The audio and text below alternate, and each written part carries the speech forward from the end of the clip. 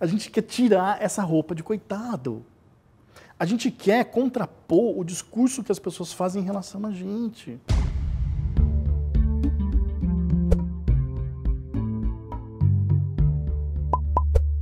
Oi, a Brasil entrevista hoje o jornalista e escritor Jairo Marques. Obrigado pelo convite. Eu queria começar essa conversa, porque acho que, enfim, ela tem a gente pode seguir ela por vários caminhos. Eu queria seguir pelo cronológico, porque, enfim, já te conheço há algum tempo, a gente trabalhou junto. Eu acho que uma boa parte de começar essa conversa é contar como é que você chegou até aqui, né? Então, eu queria que você contasse um pouco, resumidamente, a sua história lá desde o Campo Grande até a Folha e como você resolveu encarar aí uma série de desafios pela vida de um jeito rigoroso e, ao mesmo tempo, super bem-humorado. Olha, Leandro, há muito a contragosto, eu sou esses cases de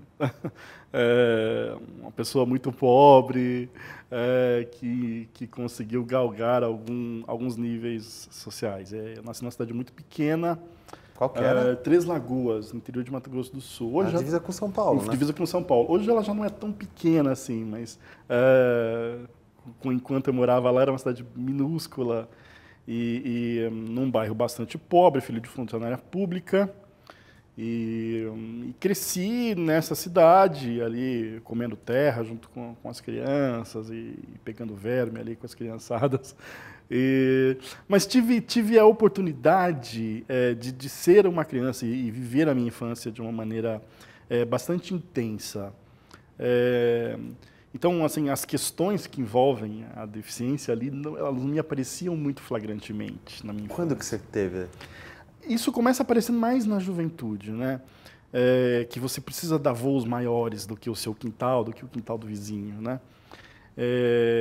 Então, eu tenho uma mãe muito batalhadora aí que me levava para todo canto. Então, a infância foi até muito bacana. Embora o final da minha infância, o começo da adolescência, foi um período que eu tive que me consertar aí, né? Toda pessoa que tem deficiência passa por um período de reabilitação, e que são períodos bastante dramáticos, enfim, que são tratamentos e tudo mais. Mas, enfim, e aí eu logo passei no vestibular e me mudei de Três Lagoas, com a cadeira e com a coragem. Minha família ficou na cidade, eu fui morar na capital, né? Num tempo que a acessibilidade era um palavrão, assim, inclusão era uma outra coisa absurda, né? Então, o que vinha à frente era muito mais uma coragem eu me perguntava muito assim, mas qual é o outro caminho que eu tenho a seguir, além de enfrentar as coisas, né? Então, fui fazer faculdade e trabalhei um tempo, depois de formado, com muita dificuldade. As redações tinham me formei em jornalismo, e as redações tinham a tradição de ser no segundo andar de prédios com escada. Então, era bastante complicado. E sem elevador. E sem elevador. Elevador era um luxo, imagina. Então, eu comecei a pensar que eu tinha que tentar ir mais além. Tentar vir para São Paulo, embora fosse extremamente absurdo diante da minha situação, eu comecei a pensar nessas possibilidades. E foi, cara, assim, eu me inscrevi para ser trainee do Jornal Folha de São Paulo, e era um processo interminável. Você passou pelo mesmo processo? Passei, era assim... igual prova para ser diplomata. Para ser diplomata, exato. E eu fui passando nas provas e um belo dia eu estava em São Paulo, cara. Morava num daqueles hotéis, antigos hotéis de craqueiros e travestis ali no centro. Onde era possível morar com salário. Onde era possível morar com o salário inicial ali. Mas foi um momento muito feliz, assim, sabe? De muita ruptura e de muito fortalecimento das minhas convicções. Eu lembro que, enfim, lendo os seus textos, acompanhando a tua trajetória, uma das coisas que se destacam para mim é que você veio para cá por causa da cadeira, né? A cadeira te trouxe até aqui, de certa forma. Porque eu lembro uma vez, enfim, a gente conversando, ou não sei se eu li no seu blog, que era, se não fosse a cadeira, talvez você não tivesse resolvido vir tão longe, né? Existe uma mentalidade muito equivocada de que a cadeira é algo que prende as pessoas, né? Inclusive, com a morte do Stephen Hopkins, uma das maiores bobagens que circularam pelas redes sociais foi ele saindo da cadeira de rodas e indo em direção a sei lá o quê. Bom, mas ele era ateu, primeiro ele não ia para lugar nenhum, né? Ele tinha as convicções dele, e ele falava muito bem, ele dizia que a cadeira, a tecnologia que ele tinha à disposição, era o que o fazia feliz. Né? Ele não tinha experiência de outras circunstâncias. E a mesma coisa para mim, a cadeira é o que me faz ir para frente da história. Né? E São Paulo, naquele momento, para mim, de alguma maneira, embora seja uma cidade que maltrate muitas pessoas, para mim ela me oferecia condições que eram inéditas. Por exemplo, eu conseguia me deslocar entre os bairros de metrô, por exemplo. É verdade. Né? Eu conseguia trafegar pela Paulista, eu conseguia fazer coisas que eram tanto inéditas. Né? Porque não tem essa infra em outras partes, né? Não. Do Brasil, assim. Acho que, embora as nossas calçadas sejam horríveis, acho que no seu Isso. blog, eu lembro que era uma das suas obsessões, calçada e elevador. Sem dúvida. Mas ainda assim são muito melhores que no resto do país, né? Com certeza. As pessoas, quando pensam em inclusão, às vezes elas pensam numa coisa muito grande e esquecem o básico, né? E você usou a palavra certa. A calçada é uma obsessão minha. E sabe por quê, Leandro? Porque a calçada vai determinar o nível de óleo de peroba que você vai passar na tua cara para enfrentar o mundo. Porque se a calçada de frente da tua casa for muito esburacada, cara, você vai ter que ter uma disposição muito grande para sair. Né? E imagina, você abrir a porta de casa e você já... Caramba, aqui já está difícil para mim, né? E era assim em Três Lagoas? Em Três Lagoas era pior porque não tinha calçada, eram ruas de areia. E como é que você saía? Porque essa força de vontade inicial era, para mim, a coisa mais forte na sua trajetória. Olha, cara, eu abomino a história de coitadismo e tal, mas eu vou te falar que eu saía de casa, cara, com muito esforço. Porque a cadeira, ela, de fato, ela se enterrava na areia. E ali eu precisava de fazer um esforço físico mesmo. Claro que para ir para a escola, minha mãe me levava, contava muito com a ajuda dos amigos, mas em muitos momentos era eu e a força. Caramba. Para vencer. Mas é como eu te digo, eu não via outra opção. A minha outra opção era ficar dentro de casa, e essa opção não era agradável a mim. Então eu encarava mesmo, assim. Acho que tem uma coisa que também gosto muito na forma como você escreve, é que você vai da calçada para a política pública, né? Se você tivesse que eleger 2 políticas, 3 políticas públicas prioritárias hoje, quais que seriam, assim? Sendo que eu sei que calçamento é uma delas. Quais seriam as outras?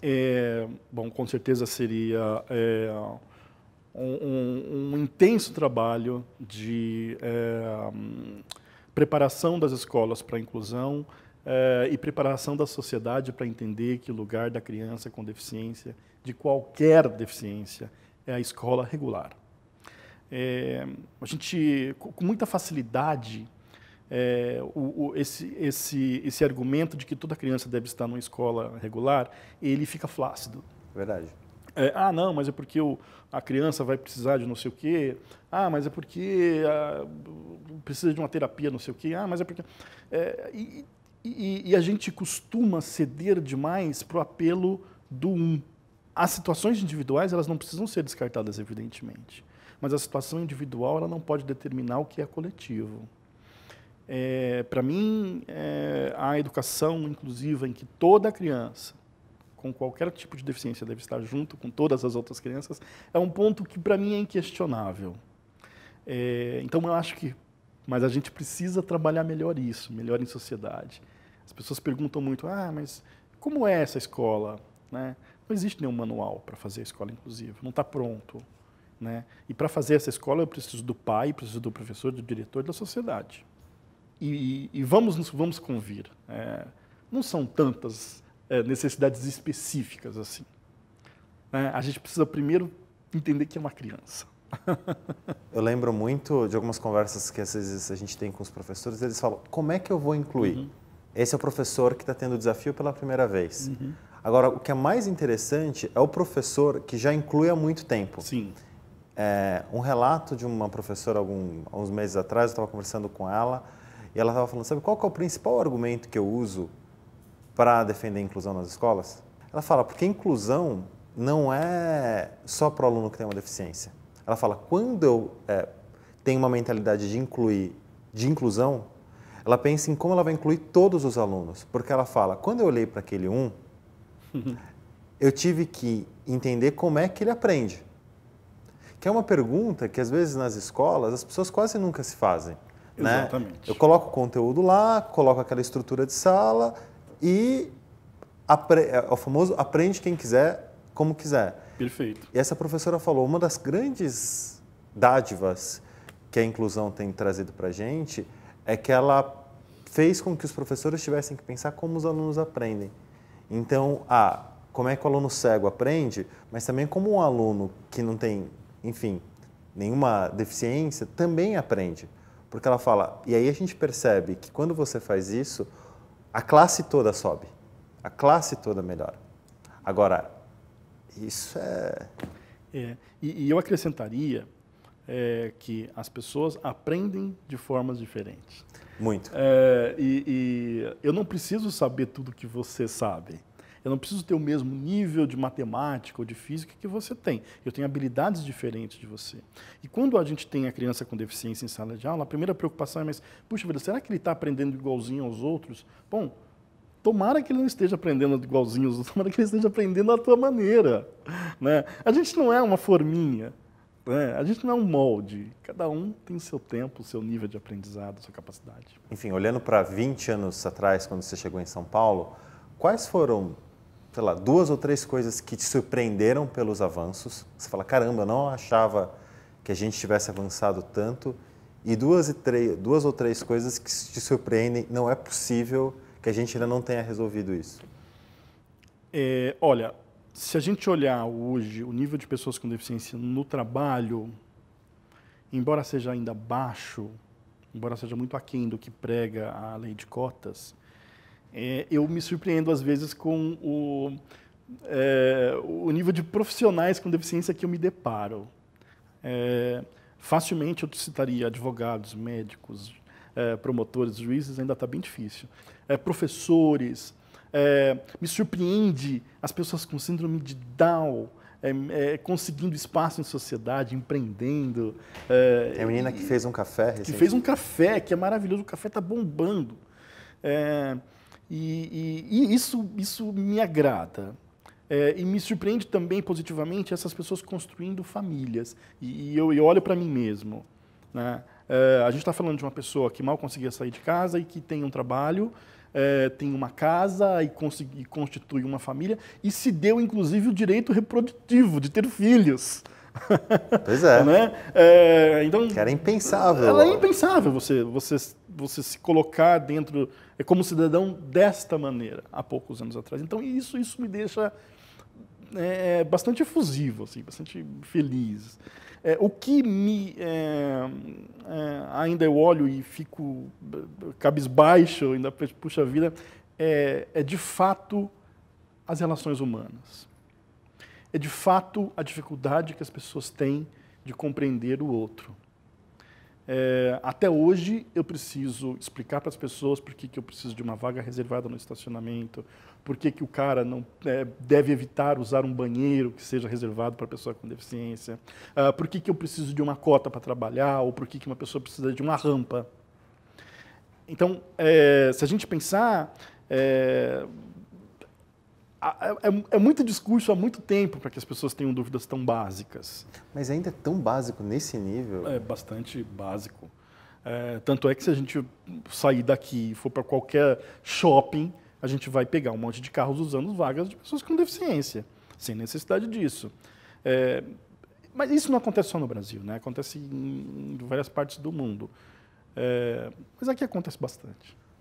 E aí eu fico imaginando que essa deve ser que é mais desgastante, né? Porque a política pública avançou relativamente, né? Se você pega alguns trabalhos de alguns deputados, alguns trabalhos de algumas prefeituras Brasil afora, são muito relevantes. Sim, né? E a gente tem a Lei Brasileira de Inclusão, que de uma maneira ela facilitou o próprio entendimento dos direitos da pessoa com deficiência. Então está tudo reunido nessa chamada Lei Brasileira de Inclusão. Então, e a gente, sim, tem política pública, tem o debate, tem a força da sociedade pressionando pelo básico. Ele já tem uma deputada com essa bandeira, né? Sim, tem deputados até com essas bandeiras, tem mais de um. Mas é pouco, assim, pouco. A gente ainda pouco. Por exemplo, o que eu acho muito engraçado é que as pessoas ainda hoje questionam representatividade. Mas como? As pessoas não acham tão necessário ter uma pessoa com deficiência ocupando cargos. As pessoas não acham tão necessário uma pessoa com deficiência tendo um cargo político. Porque, não, mas eu entendo tudo que você necessita. Eu acho que sim, eu acho que você é uma pessoa extremamente culta, preparada e que você entende um bocado sobre inclusão e sobre acessibilidade. Porém, a representatividade ela é muito determinante. Quando eu me vejo em alguém, quando eu me vejo espelhado em alguém, eu ganho fôlego para chegar, para seguir, eu ganho fôlego para lutar por mim mesmo. Né? A gente precisa de passar por esses momentos. Mas é um conceito bastante difícil para aplicar em sociedade. Eu concordo com você. Eu acho que você pode saber muita coisa, mas tem algumas delas que você só sabe pela camada da experiência. Não acho que a camada da experiência seja determinante, mas é aquilo. Eu acho que uns anos atrás eu li no teu blog, eu vou voltar ao assunto da calçada, porque eu acho que é onde a gente, por exemplo, é onde acho que a gente consegue ver claramente os problemas. Assim, eu sempre machuco o pé, tenho um problema no tornozelo, sempre tenho que usar bota. Cara, é um pesadelo, só que eu passo por isso 2 vezes, 3 vezes por ano. Né? Eu não tenho que passar por aquilo e refletir aquilo todo dia. Sim. Né? Da mesma forma, quando você está no metrô e você vê uma pessoa cega, ela também tem zilhões de desafios que você não vai conseguir acessar, se não pela camada da experiência. Com certeza. E o pior é que, além de a gente não acessar os desafios dessa pessoa, a gente embute nela, às vezes, desafios que ela não tem ou incapacidades que ela não tem. Né? Aí é uma segunda problemática, mas que é bastante comum. Por isso que, enfim, né, vendo os seus textos, acho que você encarou um desafio que pouca gente encara, que é também mudar a narrativa.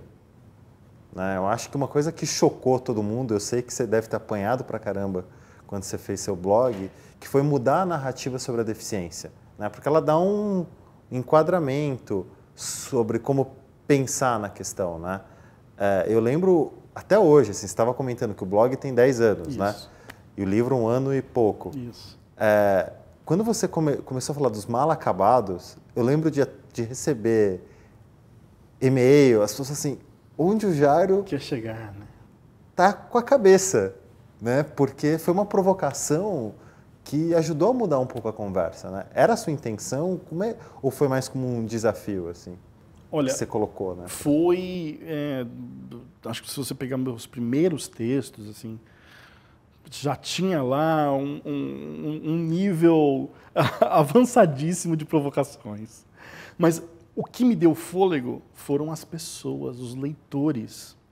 Os leitores muito rapidamente começaram a repercutir aquilo muito positivamente. E leitores com deficiência.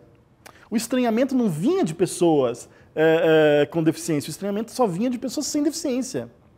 Não generalizando, claro que algumas pessoas se ofendiam e tal, mas as pessoas começaram a me dar muito... falaram assim, cara, vamos pra frente com isso. A gente quer tirar essa roupa de coitado. A gente quer contrapor o discurso que as pessoas fazem em relação a gente. Você pode me chamar... as pessoas adoram usar um termo chamado portador de necessidades especiais, que é um termo bastante em desuso, né? Mas pelas costas ou longe da pessoa com deficiência, ela pensa, é mais um mal acabado. eu assumo o meu mal acabado. Eu trago isso para reflexão. Vamos discutir, né? Vamos falar as claras as necessidades das pessoas e como essas pessoas atuam ou deixam de atuar. Eu escrevi ontem um texto sobre, um dos últimos textos aí da Folha, sobre uma professora com síndrome de Down. A questão não é a gente endeusar uma professora com síndrome de Down.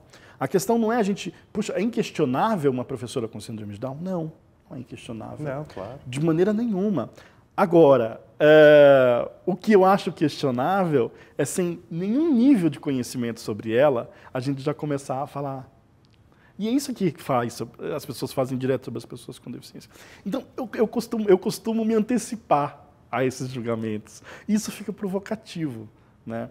O livro, eu acho que eu tenho em mim que eu paguei um preço por dar o título de mal acabado no livro, porque quando você coloca já no título é um convite para para quem alguma pessoa torcer os olhos para aquilo. Puxa vida, mal acabado. Né? É difícil você você se permitir ter um segundo momento que, puxa, esse cara está me provocando. O que esse cara quer dizer com isso, né? Mas por outro lado, eu gosto assim de pagar esse preço, sabe? Quando as pessoas leem e falam assim, puxa, eu entrei na sua brincadeira, eu achei que valeu a pena. E você acha que você mudou um pouco a conversa sobre deficiência? Mudei. Eu acho que era muito mais escrachado.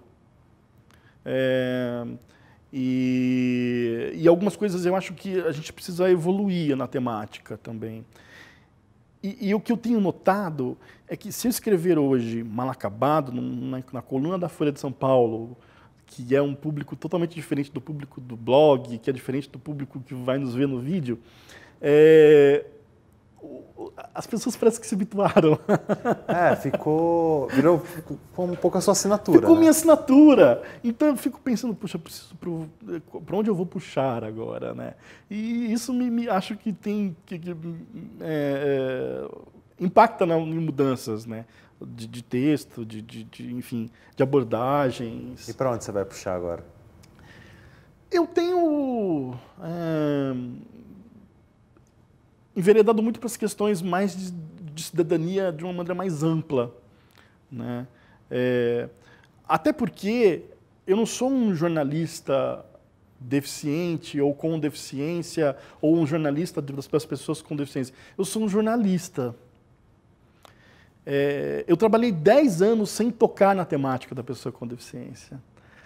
Mas isso acabou, não é um demérito para mim, assim como existem jornalistas de economia, de educação, como você, jornalistas, enfim, que tratam de petróleo, ou seja lá o que for, eu sou um jornalista que falo sobre as pessoas com deficiência, falo sobre inclusão. Embora isso, muito tranquilamente, eu digo que o valor disso ainda é menor do que eu acho que deveria ter. Digo, valor em sociedade, valor de reconhecimento. Mas faz parte do jogo. Eu acho muito importante esse assunto da narrativa, eu queria só voltar um pouco para ele, pegando um pouco esse gancho. Né? Nos 10 anos em que você não falou de deficiência, você não falou porque você achou que não tinha espaço ou porque você não queria tratar naquele assunto naquele momento da sua carreira? Você queria falar assim, não, primeiro preciso me provar como jornalista e depois eu preciso falar desse assunto que é caro para mim. Olha, nunca me perguntaram isso. Eu acho que há uma mistura. Eu acho que eu sentia que se eu propusesse qualquer pauta relativa a esse universo, que logo alguém viria, ele quer trabalhar em causa própria, olha só, quer fazer militância dentro de um jornal enfim, que propaga a isenção, pluralismo e tudo mais. Então, eu me segurava, embora eu tivesse contato tremendo com todas as realidades. Embora as pessoas já me mandassem muita coisa e entrassem em contato comigo. Mas as pessoas de fora, os meus amigos, começaram a falar assim, cara, você precisa começar a falar sobre essas questões. E eram questões que afligiam a mim diretamente também, de alguma maneira. E falavam, e falavam. E aí, quando começou a explosão de blogs, eu achei que ali eu me acomodava. Era um espaço que você iria voluntariamente, né, não chegaria na mesa da tua casa, no teu café da manhã, um aleijado ali, né, falando sobre inclusão no teu café da manhã. E eu achei que, bom, aí casa. E a resposta foi muito positiva. Havia uma lacuna no jornalismo, dentro da própria sociedade, de debate jornalístico. Então, eu fui me fortalecendo, né? Eu fui me fortalecendo, e muito rápido eu virei colunista para falar sobre essas questões. Muito rápido eu comecei a fazer matérias que abordassem inclusão e deficiência. Então, acho que foi um pouco as duas coisas aí. Essa era uma curiosidade, porque, enfim, né, no jornalismo, a gente sabe isso super bem, e você, a gente trabalhou juntos na Folha, todo mundo tem sua posição, e todo mundo tenta trabalhar com isenção, mas é mais fácil falar a partir de alguns lugares do que de outros, né? E eu senti que nos últimos anos, né, acho que também teve uma mudança grande no jornalismo, porque ela também ficou mais aberta a questões que era completamente travado, né? Isso às vezes a gente perde um pouco o fio de como as coisas podem melhorar. Eu não acredito que o mundo seja um eterno progresso, né? Nisso eu tô como eu vou. Mas eu acho que a gente às vezes não coloca as coisas em perspectiva, né? Acho que há 10 anos, há 15 anos no jornal, seria muito difícil ter uma coluna igual a sua. Sei lá, 15 anos no jornal, certamente não teria agência mural, né, cobrindo os assuntos da periferia de São Paulo. Direitos das mulheres era uma questão super marginal, né, nesse debate. Assim. Você sente que teve essa mudança? Acho que você também é símbolo de uma mudança mais ampla no jornalismo, né? Acho que sim, mas de novo em partes. Eu acho que o que me garante, de certa maneira, a continuidade como colunista ou como blogueiro, porque é muito raro o colunista que continua fazendo reportagem, como é o meu caso. Porque eu me permito e permito com que as pessoas façam a crítica aberta. Acho que a pessoa com deficiência também pode ser bandida, também pode ser salafrária, também pode ter, enfim, pode ser contrária aos direitos humanos. Vocês vão para o 8 ou 80, né? Exato. Ou é o puro, ou é... Exato. E eu acho que o fato de eu transitar pelo bem e pelo mal me dá alguma credibilidade. Para, enfim, continuar com esse espaço. Eu acredito que se eu tivesse uma militância aberta, embora não tenha absolutamente nada contra ser militante, e essa palavra ela ganhou uma conotação negativa, né? Ser militante de causas ganhou uma conotação negativa nos últimos tempos, mas enfim. Eu procuro jogar nos times que eu acho justo, das causas que eu acho justo, do que eu acho que a sociedade defende com mais clareza ou menos clareza, enfim. Então, acho que isso me ajuda aí nessas questões. Agora, acho também que as outras questões vieram. Como jornalista da Folha de São Paulo, às vezes eu acho que falta mais, inclusive. Às vezes eu queria mais, às vezes eu queria que o jornal fosse um pouco além do que o jornal se permite hoje, em algumas questões. Mas isso é a linha editorial. Quem sou eu para discutir uma linha editorial? Porém, concordo contigo, por final, que essas questões chegaram com mais força e elas estão aí. E é óbvio que elas precisam estar aí, né? Tem muita gente falando sobre essas demandas, né? E o que você sente falta, por exemplo, nessa cobertura Eu sei que uma delas tem um amplo espectro de deficiência, a gente acaba falando de um pedacinho, né? Uma série de outras, a gente discute muito autismo, síndrome de Down, tipos diferentes de paralisia, mas uma série de outras a gente não discute. Imagino que essa seja uma das dores que você sente. Quais são as outras? Eu sinto muita falta de que o assunto seja pauta. O assunto inclusão, o assunto acessibilidade, ele não é uma pauta. Ele é uma... Ele aparece. Ele aparece. De tempos em tempos ele aparece, ou porque houve um caso extraordinário, ou porque houve uma grande violência. Então, ele vem à tona. Mas, por exemplo, voltando no caso da professora com síndrome de Down, eu acho que é uma pauta que se impõe. Formação de pessoas com síndrome de Down, a sociedade, como é que a sociedade de fato vê isso? Porque aí a gente fica somente no factual, uma desembargadora que supostamente falou mal, e a professora que se defendeu, e a sociedade que se comoveu. Bom, e daí? Qual que é o próximo passo? Qual é o próximo passo? Como é que isso tem acontecido no Brasil, né? E sempre fica por aí, assim, essas questões. E também me incomoda bastante a história da superação. Só o que nos interessa é a superação. É o cara que fez das tripas coração para atingir um objetivo. E para mim isso não tem nada a ver com superação, isso para mim isso tem a ver com levar a vida. Qual era a outra opção que ele tinha, né? E isso me incomoda bastante. Eu acho que isso falta a gente entender essas questões como pauta jornalística. A superação ela é bonita como história, mas ela só reforça a exceção, né? Só reforça a exceção. Não, eu acho que é um bom ponto, porque não é que a gente é contra as histórias bonitas, né? A gente é contra ser a única régua pela qual a gente mede o mundo. Perfeito. Perfeito. Eu defendo o direito das pessoas serem diferentes. Aí, de repente, a gente vangloria um caso. Mas ótimo, aquele caso é interessante, é bacana, mas aquilo não é exemplo para ninguém. Aquilo é um caso, aquilo é uma história, né? Então, quando a gente fala exemplo de superação, eu estou criando um caminho para que outros sigam aquele caminho. Desculpa, não, cada um tem os seus caminhos. Às vezes cria uma pressão, assim...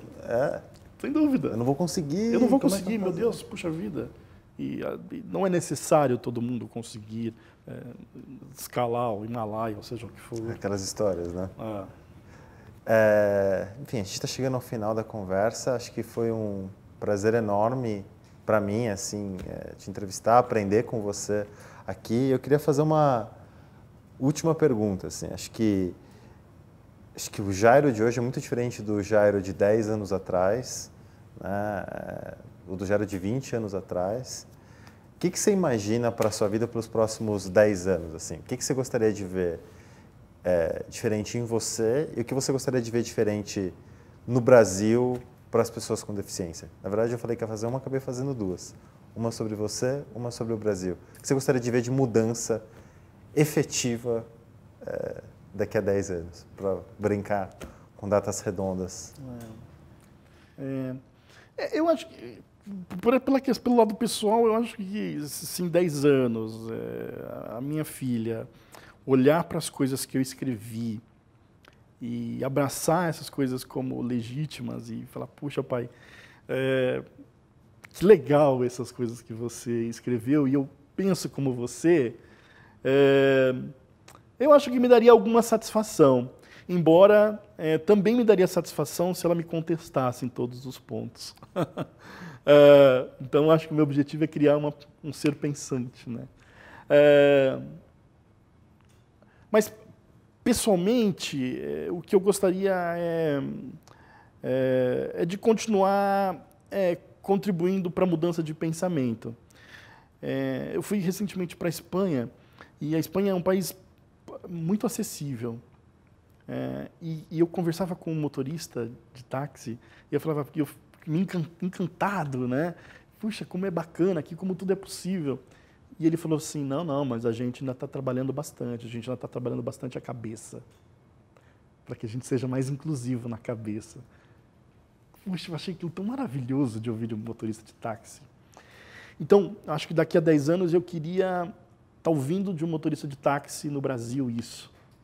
Que, olha, a gente avançou bastante, mas a gente não precisa avançar bastante na cabeça. Eu acho que é isso. Acho que eu juntei as duas coisas que você perguntou. Obrigado, meu. Foi um prazer. Valeu. Valeu, meu velho. Até. Até mais.